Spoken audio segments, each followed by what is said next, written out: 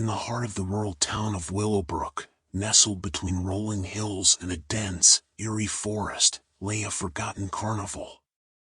It had been abandoned for decades, its rides and games swallowed by overgrown weeds and creeping vines. No one in town could remember when it had last been used, and its grim history had faded into local legend. Most residents steered clear of the carnival, attributing its sinister reputation to superstitious tales. They whispered about strange occurrences, unsettling shadows, and eerie music that occasionally wafted through the town at night. No one dared venture near the decaying entrance gates, their ornate designs warped and discolored with age. But curiosity had a way of drawing the adventurous. Among the townsfolk, young Emma was known for her insatiable thirst for the unknown. Ever since she was a child, the abandoned carnival had been the stuff of her nightmares and dreams alike. She could no longer resist the magnetic pull that beckoned her to uncover the carnival's secrets. One gloomy afternoon, Emma ventured into the forest surrounding the Forgotten Carnival. She pushed her way through tangled undergrowth, following a worn trail that led her to the rusted gates. The entrance, once grand, was now a grim reminder of a bygone era. Emma hesitated for a moment but couldn't quell the excitement building inside her. She needed to explore the desolate carnival and confront the eerie tales that had haunted her for so long. As she stepped through the gates, the world transformed. The air grew heavy, thick with the scent of cotton candy and popcorn, and the distant laughter of children echoed through the deserted midway. Emma found herself in a spectral carnival, the rides and games miraculously restored to their former glory. A carousel spun gracefully, its wooden horses adorned with gilded saddles and painted in vivid colors. The Ferris wheel loomed to her right, its lights flashing brilliantly as it spun.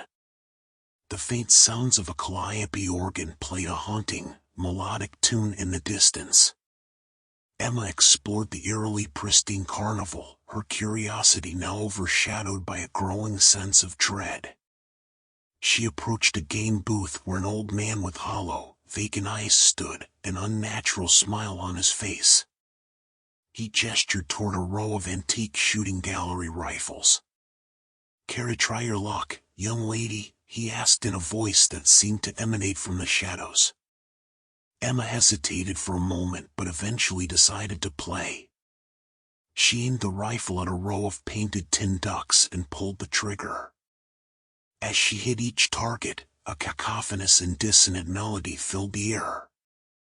Her shots seemed endless, and the ducks refused to fall. When she finally stopped, she realized that the eerie music had ceased, and the carnival had returned to its abandoned, dilapidated state. The old man's vacant smile had faded, replaced by a look of sorrow. Emma shivered, realizing she had somehow breathed life into a ghostly carnival. Undeterred by her eerie encounter, Emma continued her exploration. The carnival's strange transformation unsettled her, but she couldn't resist her compulsion to delve deeper into the mysteries it held.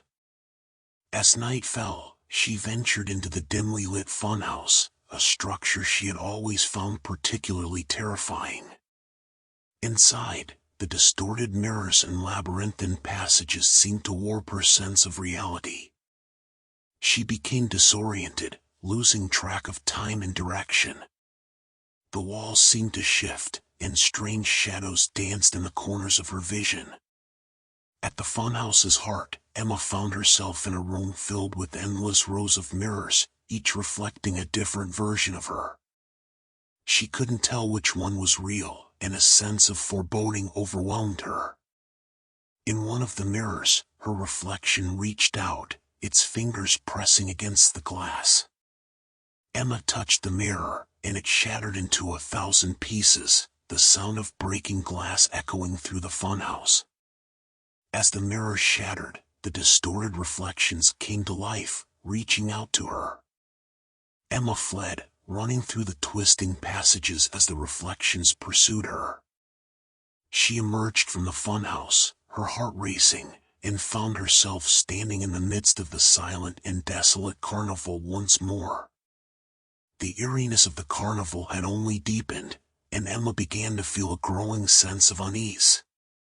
The moon cast long, ominous shadows, and the carousel now spun slowly in the dark, the horses' eyes glowing with an unnatural light. The Ferris wheel had stopped, its lights flickering ominously. Emma decided to leave but discovered the gates were locked, trapping her within the forsaken carnival.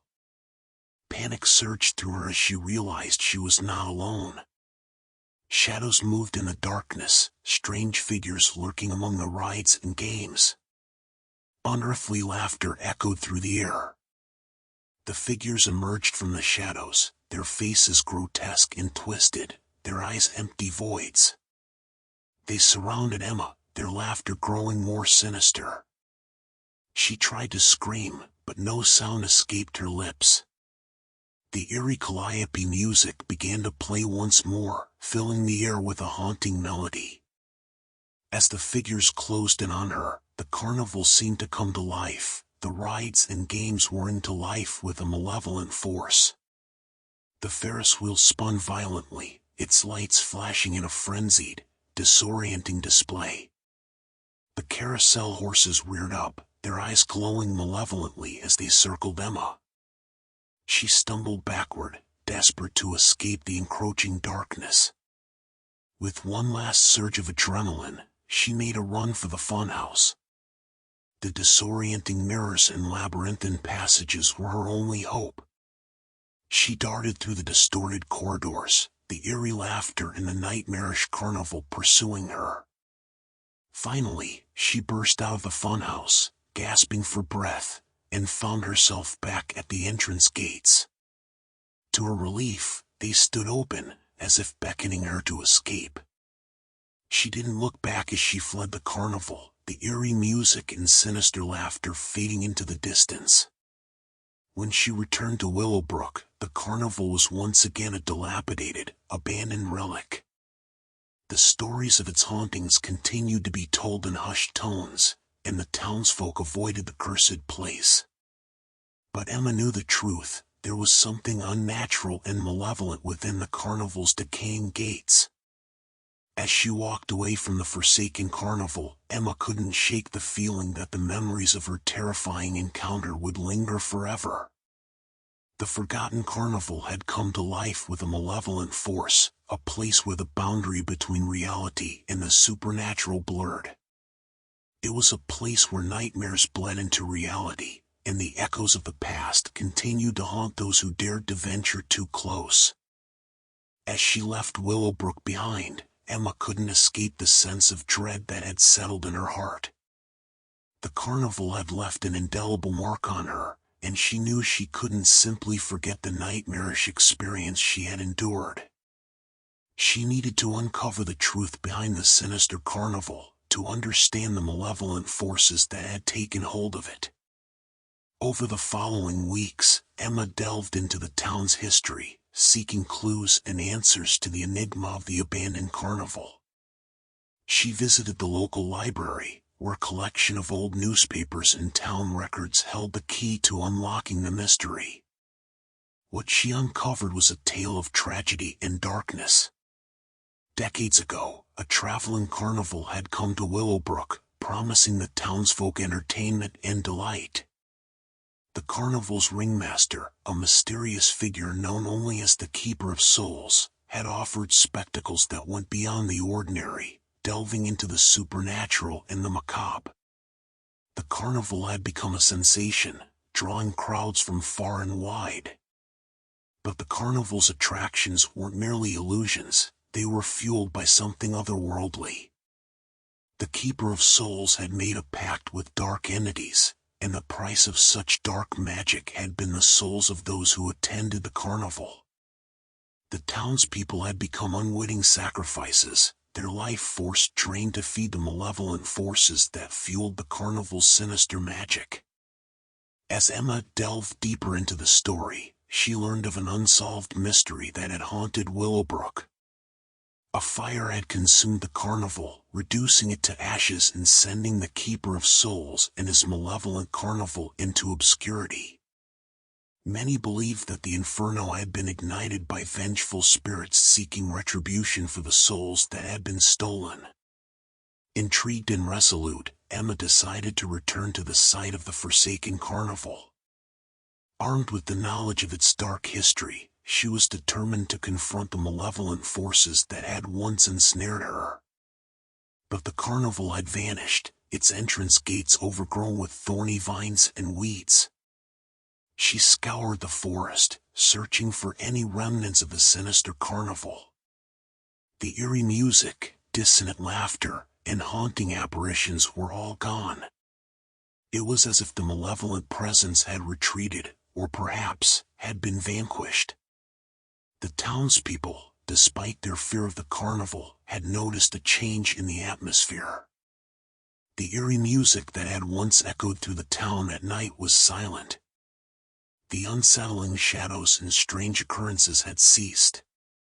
It seemed as though the curse had lifted, leaving Willowbrook in an uneasy calm. As Emma left the forest and returned to Willowbrook, she knew that the Forgotten Carnival had become just that, forgotten. The sinister tale of the carnival had faded into obscurity, and the town had finally found peace. Yet, she couldn't help but wonder if the carnival's malevolent forces were truly gone or merely lying dormant. She had come face to face with the otherworldly, and the memories of that fateful night still haunted her. The boundary between reality and the supernatural remained a thin veil, and the echoes of the past lingered, waiting to resurface. The Forgotten Carnival had woven a dark chapter into Willowbrook's history, leaving a lingering sense of foreboding. Emma knew that the malevolent forces could awaken again, and she remained vigilant, prepared to confront the unknown if it ever returned to cast its shadow over the town once more.